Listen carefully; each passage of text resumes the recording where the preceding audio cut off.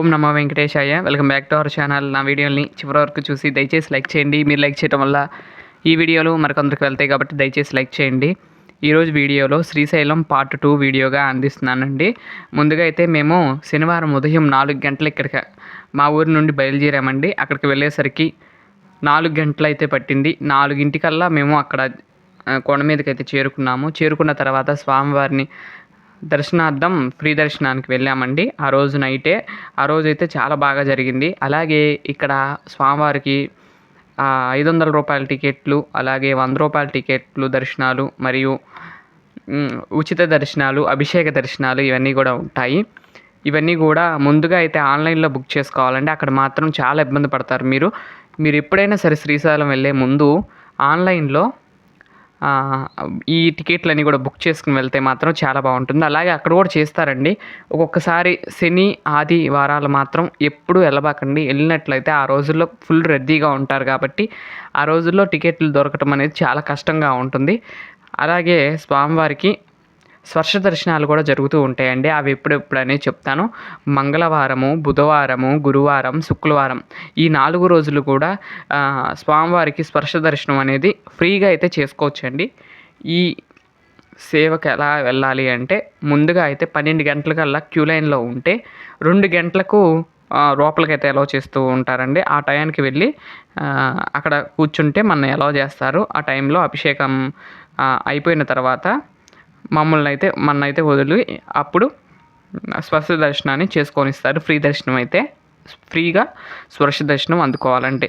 అలాగే అభిషేకము చేయించుకునే వాళ్ళు 1600 రూపాయలు అయితే టికెట్ అవుతుందండి. అంటే 1500 అభిషేకం టికెట్టు, 100 రూపాయలు చేసినందుకు ఏంటంటే బుక్ చేసినందుకు 100 రూపాయలు అయితే ఛార్జ్ చేసుకుంటారు. అక్కడ కొండ మీదే చేస్తూ ఉంటారు. అలాగేనండి ఇక్కడ ముఖ్యంగా ఏంటంటే ఇప్పుడు నలుగురు వెళ్ళారనుకోండి, అంటే ఇద్దరు భార్యాభర్త అలాగే ఇద్దరు పిల్లలు వెళ్ళినట్లయితే వారికి మాత్రం ఇక్కడ ఆలోచించారు. 2 టికెట్ తిరుమలలో ఎలా అంటే కళ్యాణోత్సవం చేయించుకోవాలంటే అంటే పిల్లలకి ఒక టికెట్టు, వీళ్ళకి ఒక టికెట్ తీసుకుని వెళ్తారు. ఇక్కడ అట్లా కాదండి. ఇక్కడ ఇప్పుడు భార్యాభర్త కనుక టికెట్ తీసుకుంటే వారిద్దరూ కూడా అభిషేకానికి పూజా కార్యక్రమాల్లో పాల్గొంటారు. ఇంకో 2 ఎగస్ట్రా తీసుకుంటే 2 ఎలా తీసుకోవాలంటే వీరు పిల్లల కింద పెట్టి తీసుకున్నట్లయితే మొత్తం అవి 1500 ఈ ప్లస్ 2500తో నలుగురు కూడా వెళ్ళచ్చు.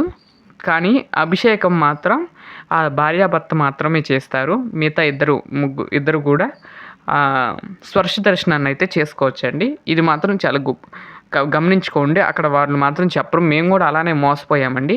ఫస్ట్ ఇద్దరికి అనుకుని వాళ్ళిద్దరికి చేసిన తర్వాత మళ్ళీ మేమిద్దరం చేయించుకుందాము అనుకున్నప్పుడు అదే జరిగిందండి. మీరు కూడా ఈసారి ఎప్పుడు వెళ్ళినప్పుడైనా కానీ అది మాత్రం గమనించండి. చేసుకునేటప్పుడు 2 టికెట్లేమో అభిషేకం టికెట్లు, 2 ఏమో స్పర్శ దర్శనం దానితోనే కలిపి వెళ్ళినట్టుగా పెట్టుకోండి. అలాగే శ్రీశైలం చుట్టుపక్కల కొన్ని ఆలయాలు అయితే ఉంటాయండి. అవి దర్శనం చేసుకోవాలి. ముందుగా అయితే మామూలుగా లెక్క అయితే ముందుగా సాక్షి గణపతి దగ్గరికి వెళ్ళి తర్వాత శివుడి దగ్గరికి వెళ్తారు. కానీ కొన్ని కారణాల వల్ల చాలామంది ఏం చేస్తున్నారంటే శివుడి దగ్గరికి వెళ్ళి తర్వాత సాక్షి గణపతి దగ్గరికి వస్తున్నారు. కానీ కంపల్సరీ మాత్రం సాక్షి గణపతి దేవాలయానికి కంపల్సరీ వెళ్ళాల్సిందేనండి. తిరుమలలో ఎలా అయితే వరాహస్వామి దగ్గరికి వెళ్తేనే ఫలితం ఎలా వస్తుందో అలాగే ఇక్కడ కూడా వినాయక స్వామి వారి గుడికి వెళ్తే మాత్రమే ఆ ఫలితం అనేది ఇస్తుంది. మీది గమనించండి. ఆ తర్వాత మేము అటకేశ్వరం వెళ్ళామండి. అక్కడే అటకేశ్వరంలో శివుడు దర్శనం ఇస్తారు. అక్కడ అటక అంటే మట్టి కుండలో నుండి వచ్చారు కాబట్టి అటక అని అంటారు. అటకేశ్వర స్వామి వారు అక్కడ వేయించేసి ఉన్నారు. ఆ తర్వాత లలితాపీఠము అమ్మవారిని కూడా దర్శనం చేసుకొని ఆ తర్వాత ఇటు కొంచెం ముందుకు రాగానే పాలధార, పంచదార అనేది 2 దారులు ఉంటాయండి.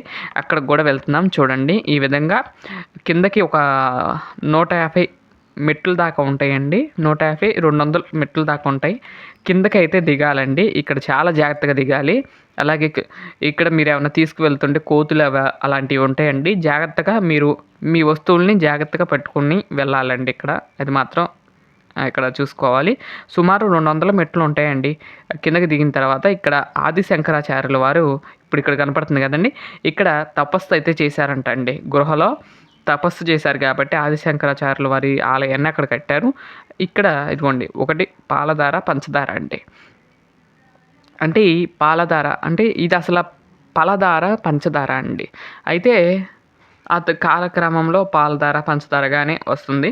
శివుడు ఈ నీళ్ళనేది ఎక్కడి నుండి వస్తాయో తెలీదు కానీ కొండల్లో నుండి వస్తాయంటండి. కానీ వాటర్ తాగుతుంటే మినరల్ వాటర్ కంటే తియ్యగా ఉన్నాయండి. 2 కూడా మినరల్ వాటర్ వల్లే ఉంది. అలాగే మేము ఇక్కడ తెచ్చుకున్నామండి ఇంటికి. నేను ఈ వీడియో అప్లోడ్ చేసింది ఇవాళ కదా! మేము వెళ్ళింది పోయిన ఆదివారం వెళ్ళి తీసుకున్నాము. ఇప్పటికి కూడా వాటర్ బాటిల్‌లో పోస్తే ఇప్పుడే పట్టిన ఫ్రెష్ నీళ్ళుగా ఉన్నాయండి. అది చాలా అద్భుతంగా అనిపించింది ఆ వాటరు. అక్కడ దర్శనం చేసుకున్న తర్వాత ఇక్కడ శిఖరేశ్వరం వచ్చామండి. ఇక్కడ శిఖరం అంటే ఏంటంటే స్వామివారి కొండ కన్నా పెద్దదైన కొండ ఏదైనా ఉందా అంటే ఇది శిఖరేశ్వర స్వామివారి ఆలయం ఇక్కడ కట్టారండి.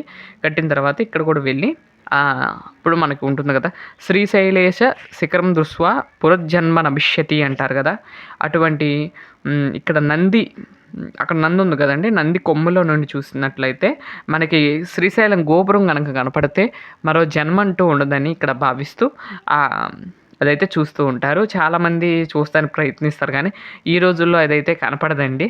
అది మహా తపస్సులు చేసిన వారికి మాత్రమే కనపడుతుంది. అలాగే ఇవన్నీ కూడా ఈ 5 ఆలయాలు మాత్రం ప్రతి ఒక్కరు తీసుకువెళ్తూ ఉంటారు. ఇంకొక 5 ఆలయాలు కూడా ఉన్నాయండి. ఈ ఆలయాలు వచ్చేసరికి ఆలయం ఉంది కదండి, మల్లికార్జున స్వామివారి ఆలయం వెనకాల అయితే ఉంటాయి.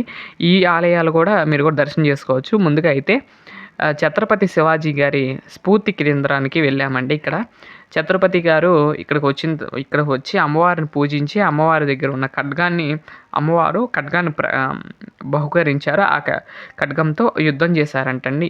అలాగే ఇక్కడ పూజా కార్యక్రమాలు చేశారంటండి ఛత్రపతి శివాజీ గారు. అందుకని వారి జ్ఞాపకార్థంగా ఇక్కడ ఛత్రపతి శివాజీ గారి స్ఫూర్తి కేంద్రాన్ని అయితే ఏర్పాటు చేశారు. వారి యొక్క జీవిత చరిత్ర మొత్తం కూడా ఇక్కడ ఉంటుంది. అలాగే ఇక్కడ దర్బార్ ఉంటుందండి. ఫస్ట్ లోపల చూడంగానే ఎదురుగా ఉంది కదండి, ఇక్కడ మాత్రం దర్బార్ అయితే ఉంటుంది. తర్వాత ధ్యాన మందిరం ఉంటుంది ఆ పక్కనే. అక్కడ స్వామివారు అలాగే అమ్మవారు వెనకాల ఉంటారు, సింహం మీద కూర్చున్నట్లుగా.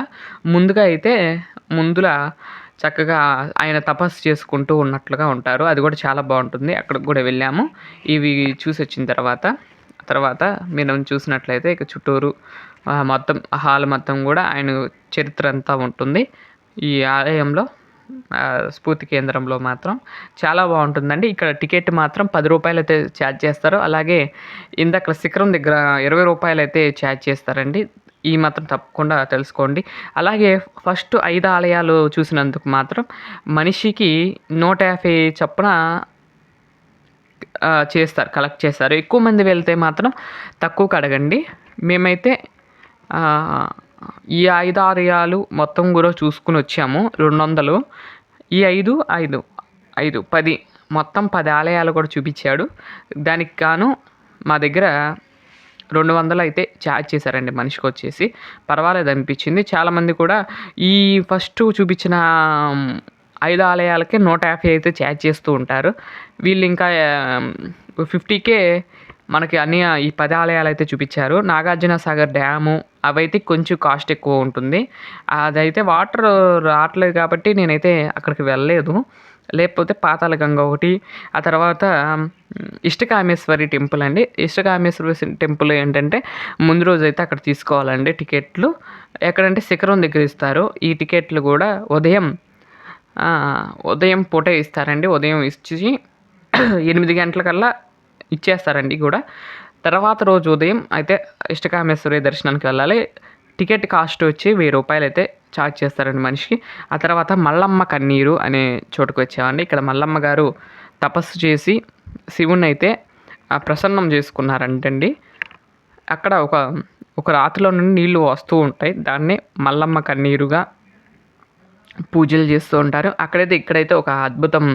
ఇక్కడ ఆ మల్లమ్మ గారు వాడిన ఇది ఉంది కదండి, రోకలి, అదైతే నిలబెడితే మన కోరికలు నెరవేరుతాయి అంటండి.